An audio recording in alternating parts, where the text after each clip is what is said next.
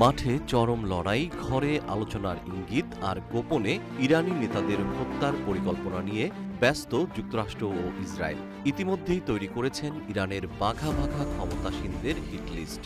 এই লিস্টে আছেন ইরানের পররাষ্ট্রমন্ত্রী আব্বাস আরাকচি এবং দেশটির পার্লামেন্টের স্পিকার মোহাম্মদ বাকের গালিবাফের নাম। তবে এবার হিট লিস্ট থেকে ইরানের এই দুই নেতার নাম সরিয়ে নিয়েছে ইসরায়েল। প্রশ্ন উঠেছে, হঠাৎ এমন কি হলো হিটলিস্ট থেকে তাদের নাম বাদ দিল পেন্টাগন?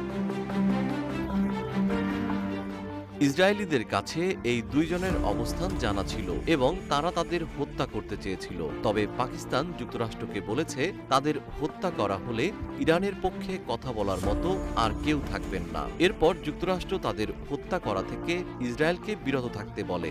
আপাতত মনে হচ্ছে যুক্তরাষ্ট্রের কাছে পাকিস্তানের বিশেষ অনুরোধের পর এই সিদ্ধান্ত নেওয়া হয়েছে। পাকিস্তানের একটি সূত্র ২৬ মার্চ বার্তা সংস্থা রয়টার্সকে এই তথ্য জানিয়েছে। যুক্তরাষ্ট্রের সংবাদ মাধ্যম ওয়াল স্ট্রিট জার্নাল খবরটি প্রকাশ করে। তাদের প্রতিবেদনে উল্লেখ করা হয়, শান্তি আলোচনার সম্ভাবনা যাচাইয়ের লক্ষ্যে ইরানের এই দুই শীর্ষ কর্মকর্তাকে সাময়িকভাবে হত্যার তালিকা থেকে বাদ দেওয়া হয়েছে। সংবাদ মাধ্যমটি জানায় ৪ থেকে ৫ দিনের জন্য তাদের নাম তালিকা থেকে সরানো হয়েছে।